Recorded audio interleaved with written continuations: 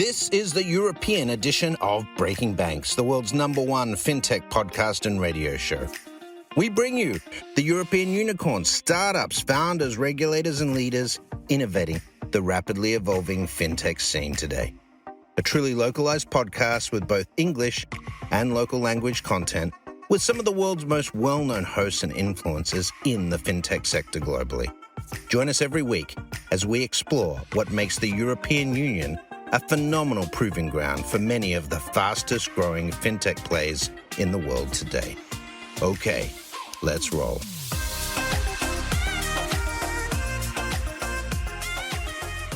Welcome to Breaking Banks Europe, the #1 global fintech radio network. This is episode 197, focusing on microfinancing. I'm Elizabeth Kleinveld, today with Beryl Spoor van Andel from Oiko Credit. Hey, Beryl, can you tell us a little bit about yourself? Sure, Elizabeth. Firstly, thank you for hosting me on this. Really exciting. My name is Beryl van Andel. I work at Oiko Credit International as innovation specialist. I've worked in this financial inclusion space for the past 8 years in several capacities as a founder of 2 startups and also from a consulting firm working on micro pensions and long-term saving solutions for low-income people. And before that, I headed a family venture capital firm and worked as strategy consultant with Deloitte and also in real estate area as I was trained as an architect.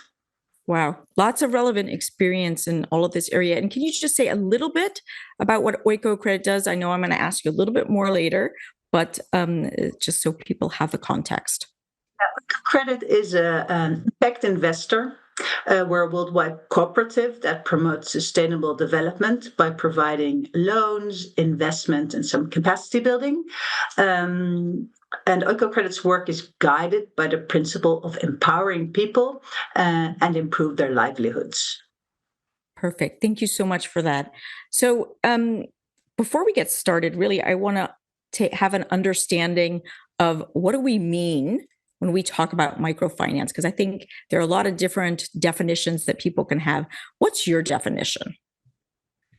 For me, microfinance today means a very broad scope of financial products that are really tailor-made to the needs of low-income people or small businesses. So this may range from traditional group-based microcredit to housing loans and payments apps, and even to smallholder crop insurance and long-term savings accounts. And all of these, I believe, should be affordable and understandable to the people that use them. And these products can support people in absorbing risks and manage their lives optimally. And so personally, for me, microfinance is not just about money. It has an important educational as well as a personal growth component, and it's really meant to empower people. Nice. And what kind of amounts are we talking about when we talk about, small amounts to set up people's businesses and help them create livelihoods? Developing countries, I think these amounts are where I see microfinance as really having a lot of benefit is from 500 to a few thousand euros at an individual level. So that being quite different from the Netherlands, where I'm from. You also have microfinance that goes up to 40 or 50,000 euros for people setting up businesses. Yes, I remember you talking about a company called Oiko Credit that is a very niche role in the Netherlands for servicing that kind of market. And it is important also here to have access to that kind of finance because a lot of SMEs don't, right?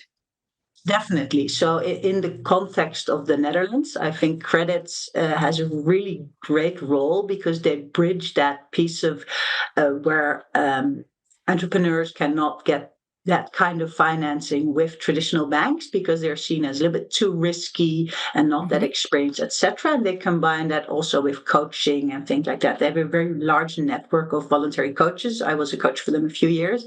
So they really work in that segment of the market that other players are not there. So I think they really have a role to play. But for us as Oiko Credit, we really focus on the global south, as we call that, 33 countries that we're actively supporting projects to enhance the lives of people there. So what kind of continents are we talking about that you're really focused on more? As Oiko Credit, we invest in three continents. That's Africa, Latin America, and a part of Asia. Okay. And why do you think this is such an important topic? I really believe microfinance products are tools that can transform lives, not only to support people to come out of poverty, but also to prevent them and their families to fall back into poverty and to create some kind of security for them. So for many people, access and good use of these products is the difference between having a nutritious meal or having to come by with a minimal ration of rice, or it could be the difference between being able to go to the doctor, being able to afford that when you're sick or not. And I That also is so see, important, right? I mean, even where I'm from in the United States, I see people struggling with whether they can afford going to the doctor or not. yes, definitely. And also the difference between being able to afford your kids going to school or not. And it's not like microfinance is this magic formula and that it all happens overnight, everything's possible. But I see it as a journey where different financial products can support people, and they're the means to like a dignified and happy life. And if you have the right products at the right moment in your life to support you to save for certain things or get a loan or build a business or overcome hurdles, you're able to kind of flatten these financial curves in your Mhm. life. And one of the reasons I think it's also really important is because many of the people that are receiving microfinance, they otherwise are not having access to the financial system, right? They don't have bank Or accounts and stuff like sometimes they this. have access like informal financial system, but Mhm. there tend to be very high interest rates. So I believe there's a benefit to being able to access this formal financial Mhm. market, so to say. And indeed, there are still almost a billion people that do not have access to financial services today. So we've come a long way in financial inclusion in the past 20 years, so to say, but there's still this last part to go. Yeah, absolutely. So I'd like to understand a little bit more about Oiko Credit, the beginnings. How long have they been around? What kind of projects does Oiko support? We've talked about the geography. So if you could just tell us a little bit more, because I think it is a very interesting story. Sure. Well, it all started in 1968 at a meeting of World Council of Churches, where there were some young politically engaged church members who called for, let's say, ethical investment channel to support peace and solidarity, because they believed just giving money away was not the way to go forward. So you could call it something like microcredit avant la lettre, as from the start, Oiko Credit provided credit to people that otherwise would not have access to finance. And so today we have around 520 partners and we reach 42 million people.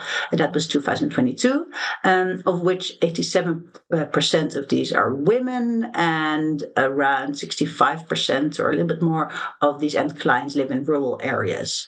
And I can also give you some more numbers. We have around 1.1 billion euros invested. 76%, I believe, of the portfolio is financial inclusion. And then we have a smaller amount, that's 17% in the agricultural sector, and 6% is renewable energy. Cool. So for the agri bit, could you tell us a little bit about what you're doing? And of course, I'm going to ask about what you're doing in some of these other areas. But An example of projects we do in that agri sector is we finance coffee or cocoa cooperatives or some other crops there too. But we also are looking into making investments into value chain platforms, for example. That's something a little bit newer to, if you have this total value chain in the agri sector where you have maybe 7 or 8 players, we want that chain to be shorter and more of the income to go to that smallholder farmer. So that's the person that's really plowing the ground, and if we can uplift them and get them out of poverty, there's so much more to win. And by having that value chain more efficient and creating direct links, etc., we believe we can do that. Great. So you're improving the lives of families in different ways in these different sectors, right? So one is agri, but also I remember you talking about in renewable energy space, community infrastructure projects. Can you say a little bit more about that? Yeah, so about 85% of our portfolio is loans, and a bulk of that is the traditional, I would say, loan to a local microfinance institute that provides microcredit loans or offers loans to small, medium enterprises. But it could also be loans for housing or school fees loans. And then in that renewable energy sector, we support the development of mini grids. So those are off-grid solutions, so to say, where you electrify a community. And we have a new initiative around that, which I think is nice noting. We're looking at creating a project where we have a mini grid developer, and on the other hand, we also have an importer of appliances, and that we would fund the mini grid developer and also fund appliances, meaning that individuals in that community have access to electricity to charge mobile phones, to have access to lighting, etc. But they also have access to appliances such as a milling machine, where if they have wheat, they can also mill it, and then the produce of that, they can sell it at a higher price than if they would just sell the wheat, and they can have extra income. And the additional benefit to that is if their electricity use in such a community goes up a little bit, and once this whole investment in that mini grid becomes profitable for the mini grid developer, where we see in many cases it's quite hard for a mini grid developer, if he creates that mini grid locally, to create an investment that's sustainable, because if the electricity uptake is very low because people cannot afford to have electricity, then the circle doesn't come full-fledged, so to say. So it's nice that instead of a vicious circle, you're creating a virtuous circle by doing this. That's the idea, to bring up the economic activity in such a community. And it was very nice. This project was also a few weeks ago at the Clinton Global Initiative, mentioned by our colleagues, was brought there for a pledge. And they were in a general meeting, and they had gotten this note saying, please be at the meeting. We have a little surprise for you. And all of a sudden, on all the screens, there was this video of Bill Clinton talking about this initiative and saying how great it was that we're electrifying rural communities in Africa. So that's really giving a push to such an initiative. That's amazing, because I know that even startups that are in some of the programs at Startup Bootcamp, there are days where I'm not able to have a call with them because they didn't have electricity for a day. Yes. So it really is an issue, and this sounds like a wonderful way to have more electricity for more people so that they can have more livelihood as well. So everybody wins. You met a few teams in December that had microfinance-based businesses. One of them was Awea in Colombia with a farm now, pay later solution. If you could tell me a little bit about your thoughts on Jairo, and I can also give you a little bit of an update from when we've talked about them last. That would be great. Yeah, I was quite impressed by the insights of the founder, Jairo, as you mentioned, because he showed real understanding of the issues the farmers had in Colombia. And he combined that with the increased need for traceability from Europe because of new legislation. And his solution was really well thought out in the financial mechanism it was using. So I really like that, and really like that he was thinking about that end client and what does that end client really need. And on the other hand, I also thought what would improve a little bit is that he would look at the farmer use case and the impact at the level of the individual farmer, because that's something we take very seriously at Oiko Credit when we look at possible investments. Because many innovations or digitalizations are interesting and they improve efficiencies and things like that. But if it does not really benefit that end user, then we ask the question like, why are we doing this? Because it's so important that you really reach, in this case, the smallholder farmer and really, improve their capacity for income. And if you don't do that, you will not eradicate poverty. You will not improve their lives and not improve food security and things like that. So I think you're going to be excited to hear that, one of the projects I had was with the Tomato Association Cooperative, and they started to finance them in mid this year, 2023. They already had some harvest, and they saw an increase in productivity of 6%.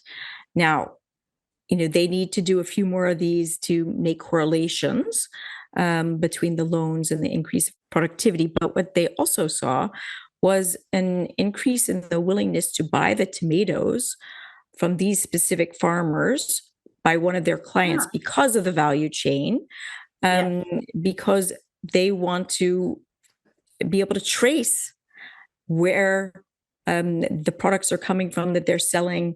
This is one of the biggest retail chains and restaurant chains in Colombia, and they want to know where all the products are coming from. And so that traceability issue is so important.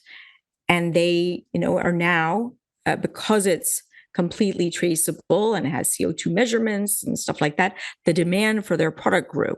So at the end of the day, not only did productivity increase, which of course they want to see, can they link that to their loan, but there was more demand. And I believe that more demand will, at the end of the day, definitely impact the lives.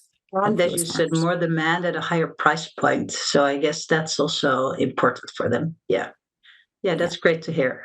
It will be exciting to see where Jairo will be in like a half a year's time. I'm sure he'll be very successful. I agree. That's definitely one of the teams and companies that I'm following and, still hoping to invest in. So let's see, what are some of the topics where solutions like this could make the most difference? And I know you've talked about the European Microfinance Award. Could you say a little bit more about this, as the relationship to food that we were just talking about?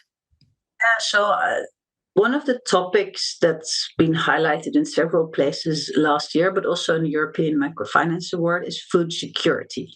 Really meaning the access to quality food and affordable prices. I was on the jury for these awards and had the privilege to look into several great initiatives, from very small to quite large microfinance institutions and NGOs. And especially the degradation of land worldwide and the effects of climate change, I think are transforming the agricultural practices, and we need to transform them to be able to feed the population of 12 billion people in 2015. So that's why food security is a very important topic, and improving value chain efficiencies, as well as financing this transition to regenerative agriculture to improve soil quality and also adoption of certain ag-tech solutions, will all contribute to the planet's food security and the planet's health, so to say. And I believe, especially in Africa, there's enormous potential as economic output is very low per hectare there, and they have a very large young population that's eager to learn, and are now connected to all kinds of digital financial services and digital tools, and it's a quite established market in that sense in many countries. For that to happen, we need many ambitious entrepreneurs and visionaries like we see in your cohorts in the Startup Bootcamp. Thank you for that. There were some projects you talked about in the past, like carbon finance, that support sequestering carbon, and nature-based solutions like planting trees or techniques like this. Could you say a little bit about one of the projects that you have, I don't know if it's called Acorn, the CO2 platform. Definitely. I believe carbon sequestration and carbon finance is a topic that will dominate the next decade. So the question for me is, how can we create solutions that improve the climate and benefit low-income people directly? And one of the projects Oiko is working on with Rabobank through their Acorn CO2 credits platform. So that's a platform where you can trade CO2 credits. I can allude a little bit more on carbon markets. So there's the voluntary carbon market where companies that want to offset their CO2 emissions can buy CO2 credits, and these credits go to projects in different places in the world where the idea is that in developing countries, if they do projects that sequester carbon credit, that they can get monetary compensation for that. So this project we're doing with Rabobank is around empowering smallholder farmers to transition to climate smart and carbon capturing agroforestry, which I think is super exciting and a challenging topic. So agroforestry is a way of doing agriculture that you combine it with planting trees, so that the tree itself will sequester CO2 from the air and bring that into the soil, and then the soil quality can go up, and that around that you grow food, and you combine growing food that will have higher outputs because the soil quality being better, but also saving land, etc. And I also see that like planting trees is a great way to capture CO2, but we don't have enough land to just create just forests. So if you can combine having these forests with agricultural practices, that in the end the smallholder farmers can benefit from having trees there, also protecting them from climate impact such as storms, rainfall, etc. Because with trees and produce on the ground, you'll be able to absorb large amounts of water better, and also in dry periods, you can absorb shocks better in that way than just having a monoculture type of agriculture. And I think it's super interesting and nice. And of course, all these projects are still at quite in their beginnings. So we'll have to see what the real impact will be in 20 or 30 years' time. But I think it's great we're able to work on these kind of projects with other partners that also see this as an important way of moving forward. It's very exciting and definitely a wonderful way to benefit the planet, benefit these farmers, giving them additional income, but also because, like you said, the soil is improved, they're able to produce more, right? They can harvest more. So how many smallholder farmers are there out there? Like are the percentages more smallholder farmers than large farmers? There are much more smallholder farmers than large farmers. I don't have the exact numbers, and it's also per country or per where you set the boundary, when is it smallholder and when not, is quite different, because like in Latin America, you have very large farms. So a smallholder would already be, I think, a farmer having 20 hectares. Well, in Africa context, you're already talking about a smallholder below a few hectares. So there are regional differences there too. But I think it's, well, off the top of my head, 80% of farmers are smallholder farmers. Also in India, you have many smallholder farmers. That's a lot. So what countries do you see these, or geographies the most promising for some of the carbon or agroforestry? What was it? Agroforestry that you just talked about. Yeah. Yes, well, I think there's a lot of potential in Africa. As I said before, the agricultural output per hectare is a lot lower in Africa than in Latin America or Europe or like US is 40 times that or something like that. So I think the potential there is very large. And also because the impact of climate change, I think, is hitting much harder in these regions than in other regions like Europe, if we look at droughts and floods and things like that. So I think there's a lot of potential there too.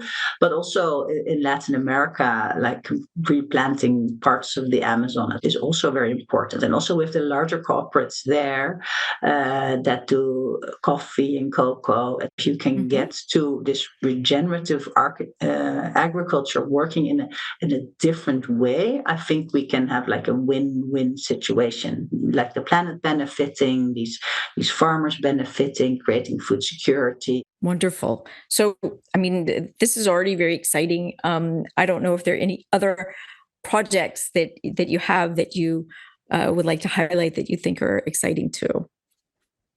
Yeah, so in maybe a more traditional sense of microfinance, I also see very exciting developments around creating hyper-local and very personalized microcredit offerings through all kinds of fintechs.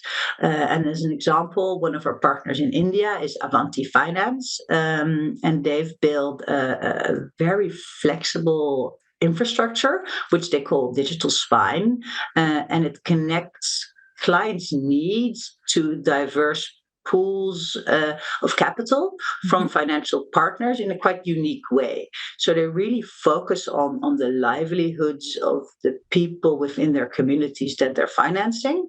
And then through a local partner network they have, they can offer this on-the-ground assistance that's very needed for those who have never had access to finance before or who do not have a credit history, etc. And then through something like they call a trust score, that's more based on community members and other types of data showing that you're trustworthy than just a credit score. And also in their digital infrastructure, they have like these layered APIs and very sophisticated modeling, all supporting the goal of providing access to affordable and the right financial products to improve the lives of these people there. And I think that's a very exciting development, that we're able to create loans that are really tailored to what somebody needs and not have this generic loan and trying to push it to millions of people at the same time. I totally agree, but also the affordable aspect of that, because a lot of people don't know that in some of these regions, the interest rate for a loan is just so outrageous that people can almost never repay it, right? So if they get the access at affordable prices that they can actually then, repay, and they're able to make a better livelihood, and they don't go into a vicious cycle like we've seen in the past. I think that is just so definitely too. That's so important in microfinance, that you look at these interest rates and also look at the affordability for people, and also not push loans to people that cannot afford them, because then you're pushing them into a situation that's worse than what it has been before, and that's important. And that they also understand what they're signing up for. Yes. That impacts the educational part that you've talked about in the past. One thing that when we were talking about that project with the actual milling, the one that Bill Clinton had really announced, you had mentioned that if you give people more access to things, even like cool storage, that also enables them to keep a harvest longer and make sure that they don't have problems related to once they've harvested and have to transport it, that if there would be, a torrential rain, that then they can't do anything with it, right? This enables them to continue to have a livelihood. So when we look at these productive use of energy appliances, that could be many things, having a role within the value chain in agribusinesses. So if you're a fisher and you fish once a week, then if you have a fridge or a freezer, you can put your fish into the freezer, you can freeze it, and then you can all of a sudden sell every day of the week, or even keep something for 2 or 3 weeks, and then be able to sell it off to restaurants or if further up in the value chain. So it's really also to do with the what we call post-harvest losses, that many times people have a harvest, but because of large rainfalls or other things, or that they can only transport it 3 or 4 months after that it's been harvested, and things rot away. There's so much to win, I believe, in that space too, and that could be based on like appliances where you or mill something or upgrade it, but it can also just be storage space, good transportation, and all these kind of things. So if we want to get to food security, I believe this is also a space where we want to see losses going down, and benefiting the producers of these goods, like the farmers, because they'll be able to sell more of their produce.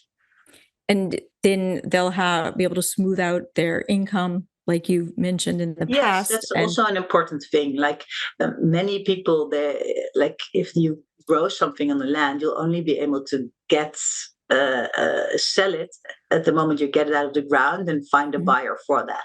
But if you can smoothen these periods of when you can sell, or also sometimes there's another company I was talking to a few weeks ago.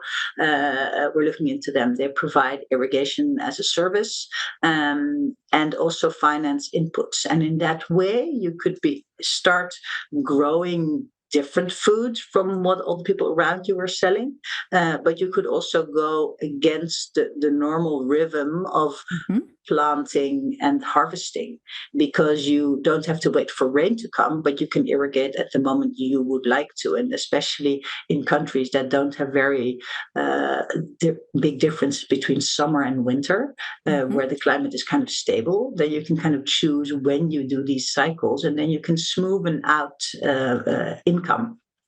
And that's also very helpful for many people. And not just the farmers, because as prices become more stable, then again, more people can afford them. Yeah, you get more stable, or you'll get higher prices for your produce because you're selling your produce at a moment that it's not so available in the local markets. Yeah, so there are many benefits to that. Yeah, absolutely. Is there anything that we haven't covered yet that you still think, in terms of Fintech4Good, that is important to know around microfinancing, or the things that Oiko Credit is doing?